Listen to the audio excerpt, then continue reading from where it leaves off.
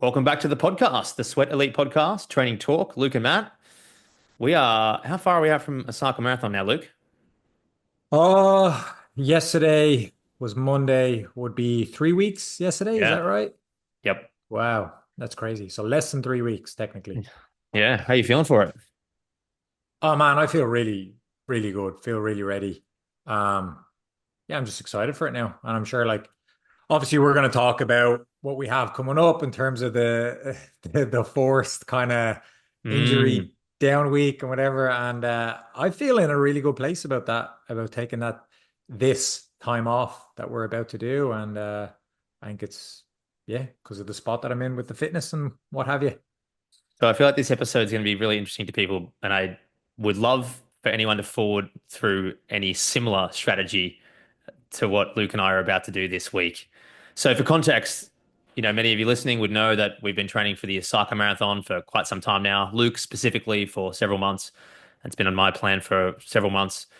And after observing a few things in professional athletes' build-up, more specifically Andy Buchanan, who broke the Australian national record in the marathon in Valencia, he was forced to take 3 total days off in the third last week. Conor Mance forced to take unclear at least a few days off, 3 or 4 in the third last week. And I've noticed for many years people taking a little bit of forced time off in about 3 weeks out, 4 weeks out, 2 weeks out, usually works out incredibly well for them. And so Luke and I have come up with the idea of actually pretending in a way, no, not really. We don't pretend we have an injury, but we're taking the time off because we just think it's going to be a good idea. So in the Mhm. week that many would call potentially the peak week, I know some people maybe call the peak week 4 weeks to go or 5 weeks to go. In my eyes, at least from an experienced runner, probably 3 weeks to go. We're doing the opposite. We're doing a very low week. So Luke, you want to talk about how, anything more about, how we came up with this idea and then what specifically you are doing this week? And I'm doing something almost exactly the same, very similar anyway. Yeah. Yeah, no, it's exactly what you said in terms of looking at, like Buchanan and Mance and a few other guys and how, yeah, it's essentially like they've put in. And so obviously the big caveat is that like you, like me, like those guys, you'll have to have completely front loaded all the work. The work is basically done already, right? And You should be it able to say you're was in shape for your goal at this point. 100%. And I know I can say that without a shadow of a doubt. And I know you can say that without a shadow of a doubt for yourself. But for different reasons, right? Which is also cool. I think that's cool. We're coming at it with the same kind of mentality and the same, hopefully to get the same result, but we're coming at it from different ways. I've done obviously for those that are used to listening to us, I'm doing it what would be the more traditional way, kind of the slower build, obviously because of what happened to me pre-Chicago and having to regroup there and then just slowly building back up to get ready for Osaka versus you've been in, your peak shape for, I mean, the better part of, I'd say you were in peak shape. Would you say early October, maybe even sooner? You're probably in And peak shape, maybe well, even sooner. did that 2 by 10K, both in 31 flat, just under, I think, last couple of days of September. So, Right. and So that late shocked me. September. So I'd say mid Yeah. to late September. Yeah. So by late September, October, November, you've been in peak shape for a long time. Yeah. And then smashing these marathons, still getting really good results, PBs in there, pretty much all of them sub 220 bar Houston, which was pretty damn close. It was 220 anyway. And then and kind of fine tuning some things. So yeah, obviously coming at it a different way. But that's the goal. The goal is for both of us, just like everyone else, having all the work done, being able to sit back and kind of take that um Steve Magnus approach where you're comfortable with where you're at. You have that security in yourself and in your training where you're able to say, "Oh, I kind of want my body to rest here, recoup, rejuvenate, whatever terminology you want to use. Everyone knows what I mean, and then soak up all that goodness that you and I have both built in different ways, so that we can come back next week and just enjoy that, taper a little bit more, fine tune some last things so we can both hopefully touch wood, smash it at Osaka. And And to specifically answer your question, what I'm doing, so today's Tuesday, the 4th. Last week was I took last week as my peak week, so it was really big week. Technically the biggest mileage week, two really big workouts.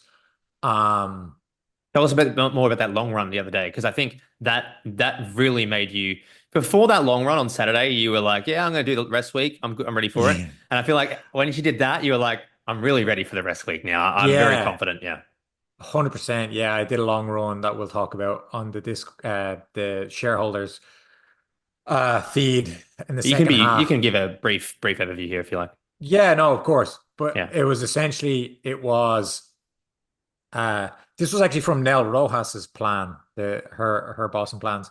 But it obviously just wasn't hilly because Osaka's not going to be hilly. And so it was 5 miles at a float. She said the float should be like a marathon pace plus about a minute. I felt that was too slow, so I went way faster. So I did 5 miles at a float, we'll call it, straight into 5 miles at marathon pace or effort, then back to 5 miles at a float, and then finish 5 miles marathon pace or effort, and then just 2 mile cool down. So 22, it was 2.5 mile cool down for me, 22 and a half miles.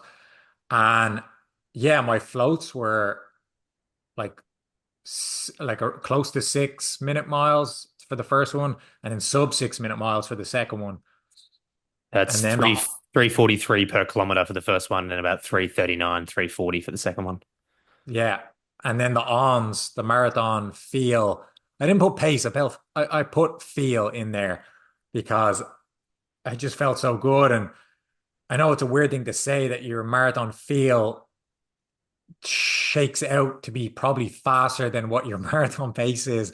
But the marathon pace ended up being like, um, I think for the first 5 miles, I think I have it here. Yeah, for the first 5 miles, it was like 524 per mile, which is 321 per K. And then the last 5 miles was actually 522 per mile, 320 per K, like even faster. And like when we get into it, like I even put like those RPE images up there and like I was never really out of a 6 out of a 10, like maybe a Yeah. 7 out of 10 in the very, very last mile because I was like, ah, screw it. I want to try and get down to half marathon pace for the last one, just bury it. So aside from that, yeah, and it was just, and then once I did that, I was like, all right, that's it. The Yeah. rest, the rest is coming. I need the rest.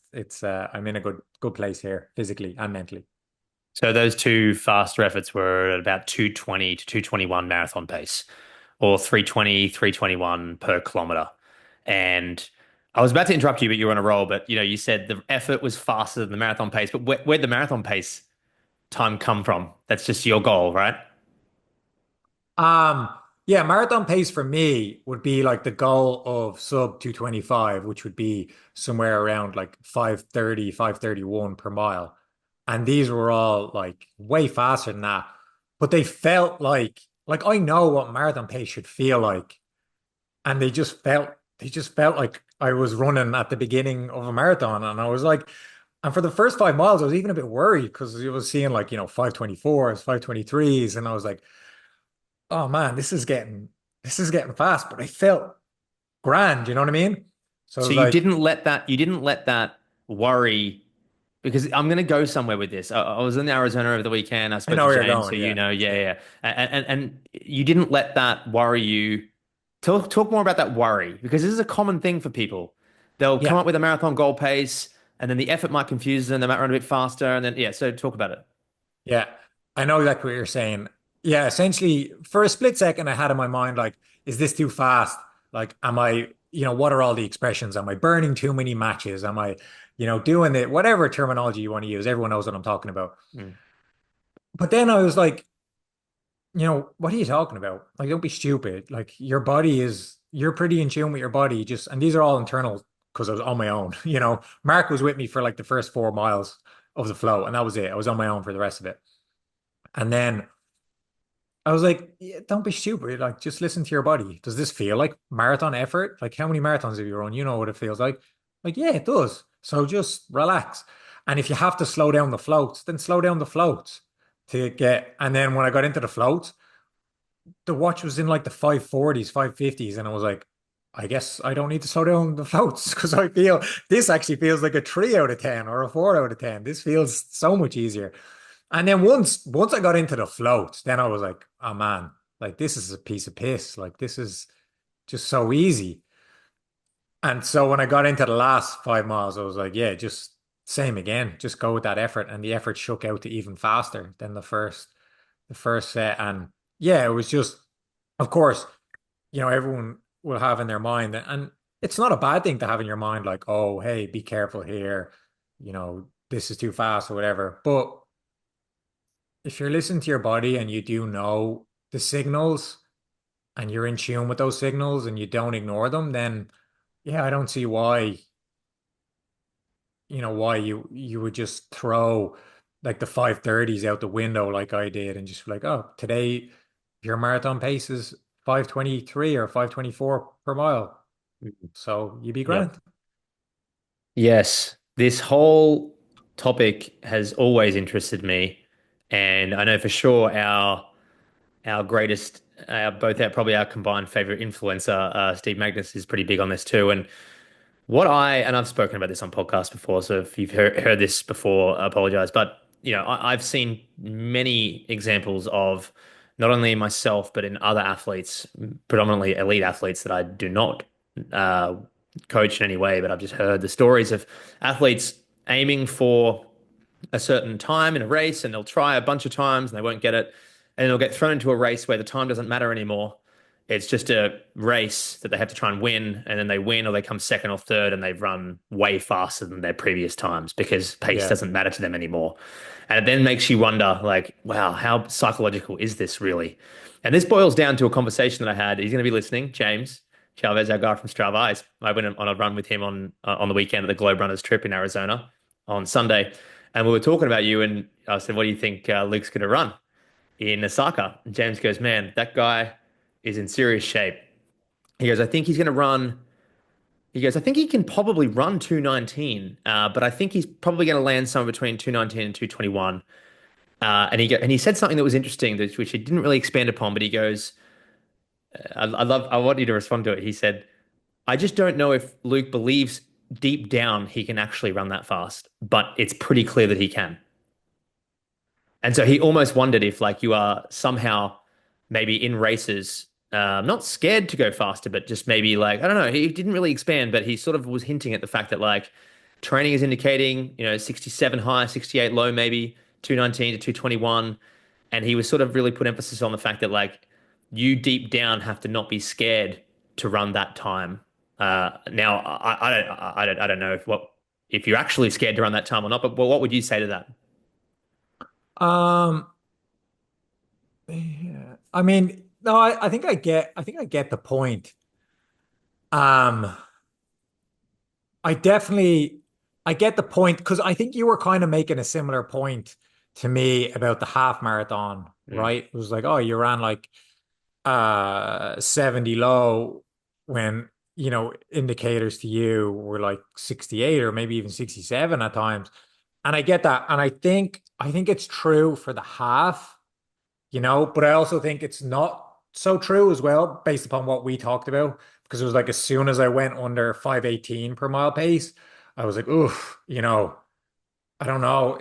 It seems like to most people, 1 or 2 seconds per mile, like going from like 518 to 516, seems like to most people, like, oh, if you can run 518s and 519s, why should you not be able to run 516s? yeah. But to me, that's not logical. That is a big jump. And it is a big jump physically for me specifically. And so I think that's what happened. I don't have to rehash that. I think that's what happened in the half. In terms of the marathon, definitely not scared to try and run something like, yeah, like low 220s and get around like 220, 221. Because it's the marathon. Do you know what I Mm, mean? Like when I go out there on the road, I won't have any of that in my mind when I do in like a tune up race. That's why to me, like all these races, like whether it's the Houston half or the Space City 10 miler or this 5K or this workout with the lads, those are all tune-ups for me, like mm. push, push, push, but be wary. Versus a marathon. I know this is going to sound so stupid, But when I'm actually out there in a marathon, I couldn't give a bollocks like if my heart exploded. Like when I'm like genuinely, like I run my bollocks off. And and because that's what it's all for. Like everything I did before that, it's all for this one race. And this race means absolutely everything. And I don't mean it in like the unhealthy way, like where it goes wrong. And at the end of the race, it ruins my life or whatever. I don't mean it like that. Because, of course, I've had loads of marathons that haven't gone well and it hasn't ruined my life and I get over it. But I just mean when I'm in it, when I'm there in it, running those miles, mile 0 to 26.2, like it means absolutely everything. And if if I and again, I know what mile 12 is supposed to feel like. I know what mile 15 is supposed to feel like. I know what the 30K mark is. Do you know what I mean? And so Mm. once I'm in tune with my body on the day, like to James or anyone else that might think that, I promise you, when I'm at each one of those marks on a marathon, I'm running as fast as I can to the full potential on that given day. And that's exactly what I'll do in Osaka. Mm. Like however I'm feeling on that day, I'm going to listen to my body and I'm going to start off at least for the first 10K or so, somewhat conservative in terms of like not going too far under the five, somewhere between say 5:28 and 5:30, and then see what's what. And then the goal is just keep ramping it up, keep ramping it up, keep ramping it up. And and and then also listening to your body like, all right, I'm halfway, you should be feeling like you're at a 6 out of 5, 6 out of 10 here. And if I'm not, then I'm not, and I don't Mm. know what that is. And so I hope that like answers the question. Like I know how Yeah. I'm supposed to be feeling, and I'll be really in tune with my body. And if it says to go 5:24, 5:23 per mile at those certain stages, I promise you, I'll be going. Mm. I'll be going those paces. And so on and so on as I try to hopefully ramp it up. Mm. Yeah, one of the challenging thing is when you come to a marathon where you have your goal, you're a prime example of this right now. Your PB is 227, which is 330 per kilometer or 537 per mile. Is that right? Yeah. Yeah. Yeah, I think that's spot on. Yeah.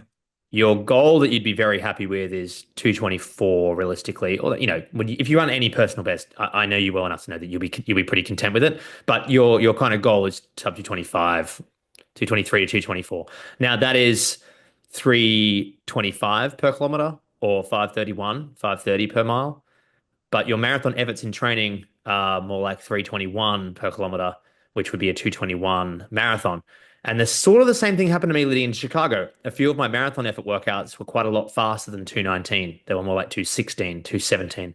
And so it led me to go, what do I do here? Do I run to effort in the race or do I run to pace in the race? But then there's all these other variables, and this is why the marathon is so cool. Like you have to think about the weather, you have to think about this Sure. and that. So yeah, where's your head with that with all this? Given that your last few marathon efforts in workouts have been faster than 225, or it's really more like 221 or 220. Yeah, I think we're just saying the exact same thing. Yeah. We're saying the exact same thing. And I think we race very similarly. Like I'm looking at this. So this is the weather says 46 feels like 45, 2 mile an hour winds, dead flat. Do you know what I mean? Yeah. 92 feet of elevation gain. So like, it's perfect. It's perfect conditions. And the chances of us actually getting a really perfect day in Osaka is also pretty high. And Hmm. so with you in Chicago, we had a good talk. I remember Mm. I was at, my cousin, my nephew, sorry, his soccer game, and I was doing laps around, walking Benji, talking to you before the race, and we were talking about this, like and that's the big difference. We knew that you had a pretty, by our standards, a pretty crappy day ahead of you weather-wise, like not great by any stretch of the imagination. Um, and so that's when we were like, look, can you run faster than 219? Obviously, absolutely. Like it's so obvious. But can you and should you press that tomorrow when the weather's pretty crap and when you've never run sub 220 yet? Like, here's a chance now. And I think that's why it was perfect. Here's a chance to finally get under 220 and but not blow your load in terms of like the weather and everything else. And so I think that's why you were able to run sub 220.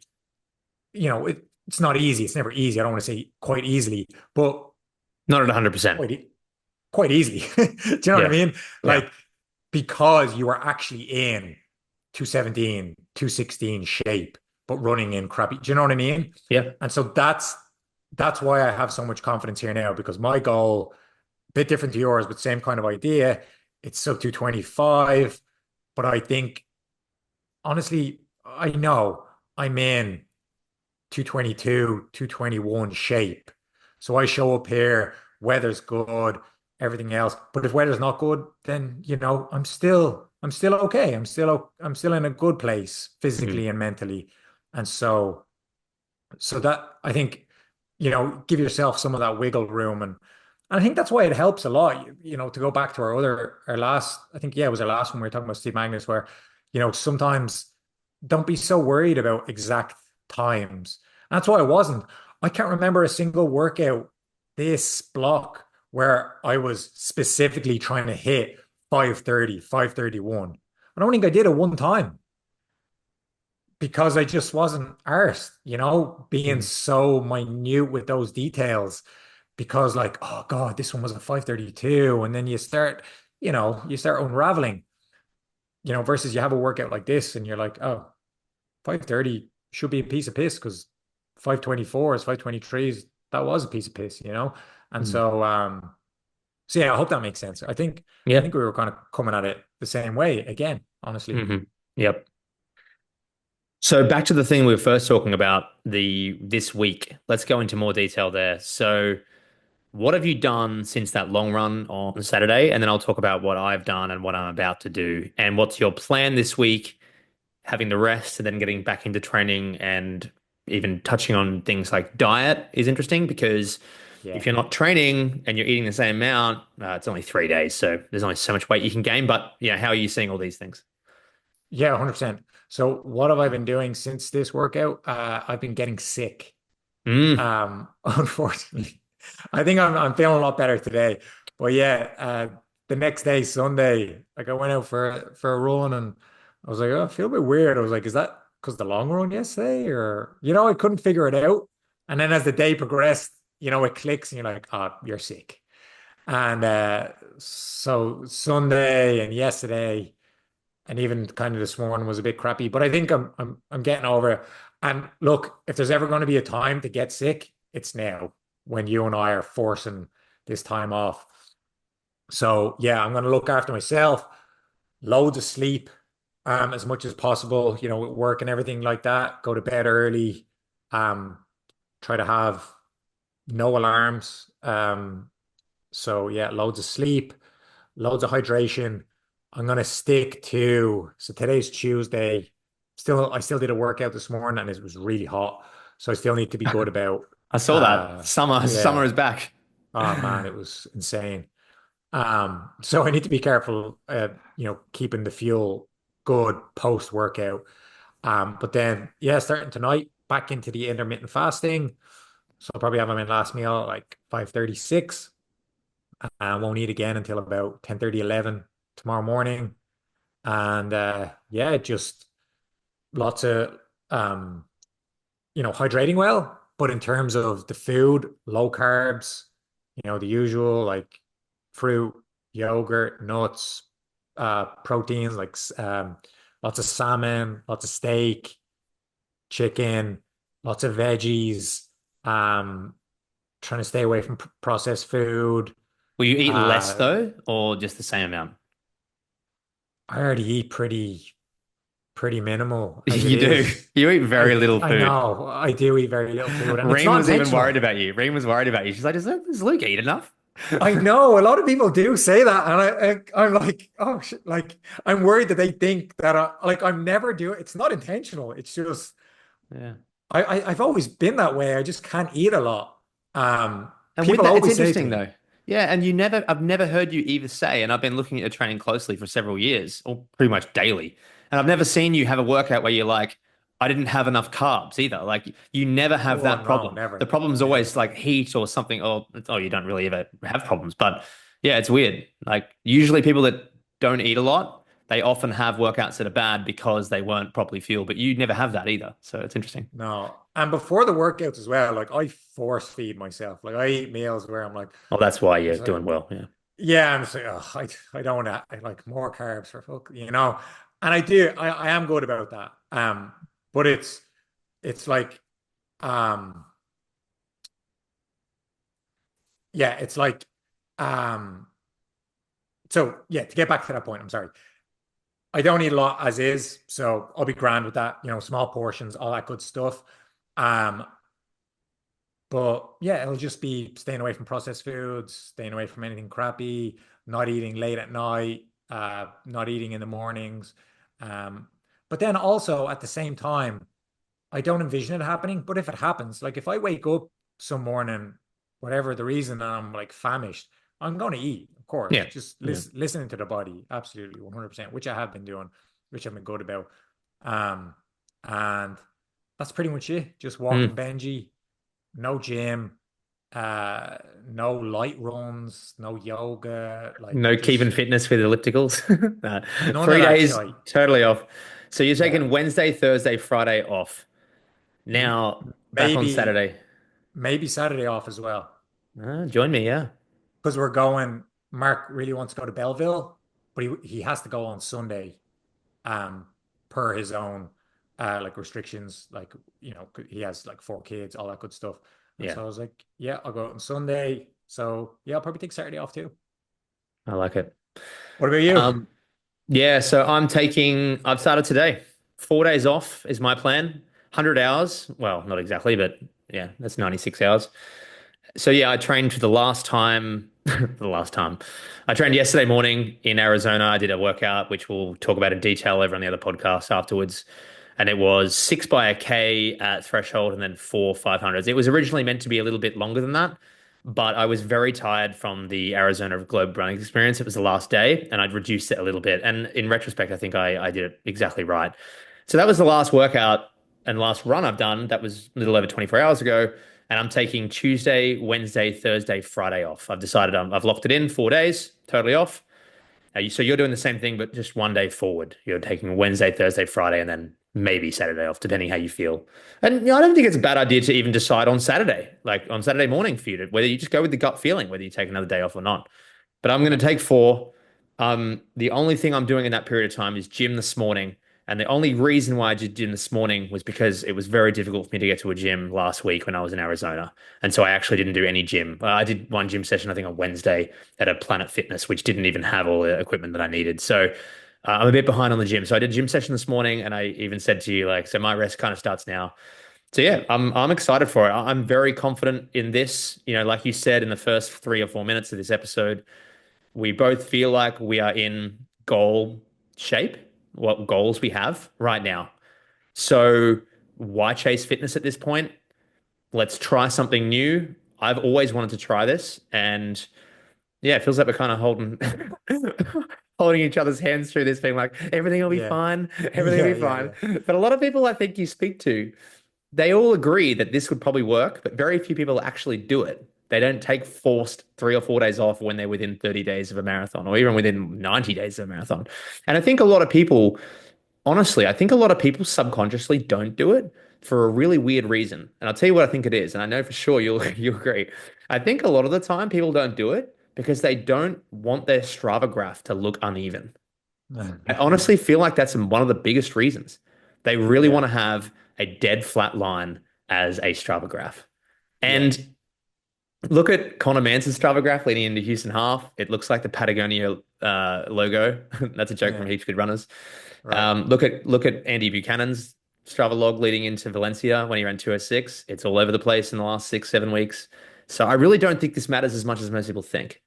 And so I believe that that's the main reason why people would be scared to do this because they would feel like on the outside their graph looks inconsistent and they've been the whole idea of consistency as king has been driven so hard into the back of their heads that they feel like even taking 2 days off is a disaster. Now, not everyone's like that, but I think a lot of people are. What do you think? Yeah. No, I think those are all really good points. And I think for a lot of people, you're probably right. You probably are right. And I think, look, the way to combat that is again, it just goes back to I I keep saying it. I know I keep saying it, but it's so true. It just goes back to security and insecurity, you know?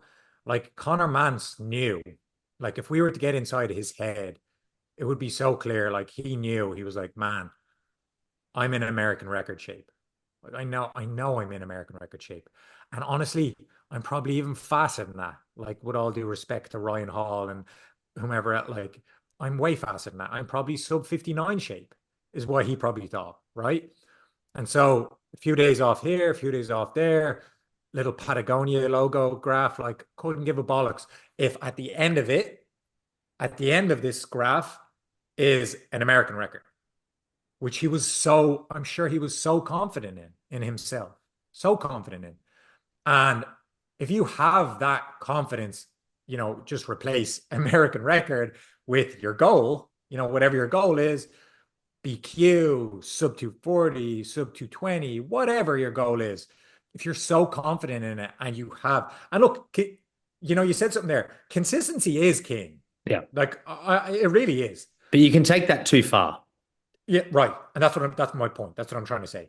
Consistency is king. If you've been consistent for a long, long, long time, and you've built up that callus, that marathon callus, hit all the sessions, everything's been going well, you know, like man, I've had little to no failed workouts here. I've been smashing it. Like you should be able to say to yourself, yeah, take some time off. And who cares? Like if people are looking at my graph and overanalyzing it, or if I'm overanalyzing it, if at the end of it I get my BQ or my sub 220 or whatever, if I get it, who cares how I got there? Do you know what I mean? Who cares what it looks like? And I think that's just like that's kind of the mindset you need to have if you're to do something like this. Because at the end of the day, taking 3, 4 days off, you're going to lose zero fitness. It's just like it's impossible. Unless you just go on a bender or something, you know what I mean? And you just start, Even like then, something even stupid. then, you won't lose Even fitness. then, yeah, you probably won't lose that much You'll just fitness. feel horrendous. Yeah, yeah. But what likely, obviously we can't guarantee this, but what likely will happen is that everything else that you've been doing with that consistency before that, all the muscle tears and the fiber tears and, the little niggle on the knee and whatever else you might have, all those things are just going to heal up and you're just going to soak up all that goodness. And the next time you go back out there, you're just going to feel like a new man or a new woman. And so yeah, I don't see why not. Mm. Looking forward to reflecting on this in a few weeks' time, and I do wonder if this works for both of us. If and we both run well, if more people implement it. But I've personally never heard it implemented before. Never. Yeah, I've never heard anyone saying I'm taking I've heard one day off. Yeah, yeah. loads. Like lots of people, lots of pros even have one day off every single week. But I've never heard of anyone taking 3 or 4 days or more as a planned recovery block Intention. at this Yeah, point. Yeah, yeah. And look, also to that point, if for some reason, like I could speak for myself, I don't want to speak for you. If for some reason I don't hit my goal, I know it wasn't anything to do with this time off. that's exactly true. Yeah. I know for a fact as well. I will be so comfortable. Like if for some reason, touch wood, this doesn't happen, whatever else. But if for some reason I don't hit my goal, there's no way I'd ever look back and go, oh, I shouldn't have taken those 4 days off. Mm, There's yeah. like, you can't blame that. There's no way. I won't be Yeah. blaming it for sure. Yeah. What do you think, to wrap up a little bit here, what do you think are some other like subconscious deep down if someone's listening to this and they're like, I know this is a good idea, but I still have something in the back of my head that's preventing me from trying it. What are other reasons that you think people would not want to do this? I think another one is some people really want to have, a big year. I mean, this is probably a very, even like a third or a fourth reason, but some people love at the end of the year to have how much they've run in the year and all these, they want to be on top of leaderboards and stuff. I feel like that's maybe a small thing, but is there anything else you think would be in the back of people's minds preventing them from doing something like this in the sense of insecurity that you speak to? I think it's just, I think those are all minor things. What you just said, Yeah, it's probably a real thing in a very small amount of runners. I think it's mostly just like, where do you put it? Where do you put this time? Right? I think so many people, especially this week where we're doing it, so many people they won't look at it this way, but it is kind of what they're doing. They want to cram a few more, one more session, one more 2 by 10K, I love one doing more, that. if I, everyone does. Everyone does. It's not a critique for me. It's like, I think that's just why most people, it's like, man, if I just smash one more, I just need one more, just absolute banger of a long run. And then that's it, but there's always one more. There's always one more. If you give someone an extra week, they're always going to say one more, And it's just about having a deadline and saying to yourself, no, forget one more. I don't need one more. I'm grand. I'm grand where I'm at. And I think this is actually going to help me. Because I'll be honest, there's even a thought in my mind, like if I have another week and I just keep smashing it like this, I could risk going the other way. Like I haven't felt like it so far, but with the weather turning, like this morning was rough. I had a couple moments this morning where I got like that little heat strokey feeling again. Quite minimal, but I felt it, and I was like, man, if I keep, you know, churning out these workouts, especially in this hotter weather, and obviously this is very specific to me, like I could dig myself into another hole here, and Totally. so. Yeah, you definitely need to be cognizant of the other side of that coin. Maybe you don't Mm. need one more. Maybe that's the one more that puts you into a bit of a hole that you don't want to be in. Well, look, I think you certainly do not need one more if, and this basically describes your last two long runs. You've set yourself a goal. You're going to be very content with that goal. Maybe it's 2, 3, 4 minutes faster than your personal best, or just 1 minute or seconds. And your marathon effort in long intervals in your workouts are faster than that pace. If you're at that point, you don't need one more. No. It's really that simple. You're Yeah. already there. You're probably ready to go.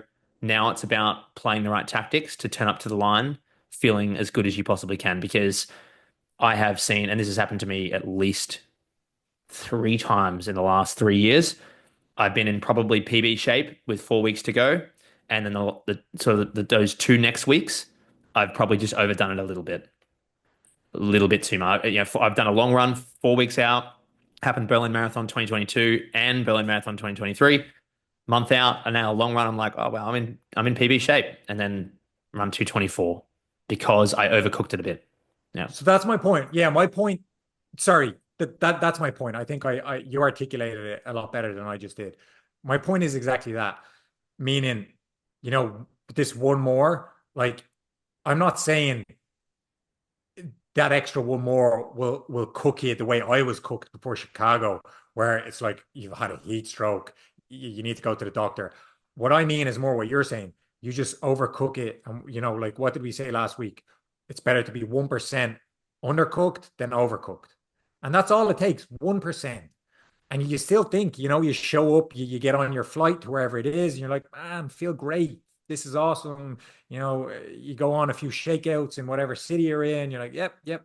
And then you show up to the line, you're just like, man, this is weird. Or maybe you don't even feel it on the line. Maybe you only feel it at like the 5K mark or the 10K mark. And you're like, why aren't my legs going? Like what? Like 519 pace. I yeah. 519 pace was Me at Houston. That's me that's at my Houston. point. I got Right, to the 10 exactly. mile mark, and I was like, my legs are kind of flat now.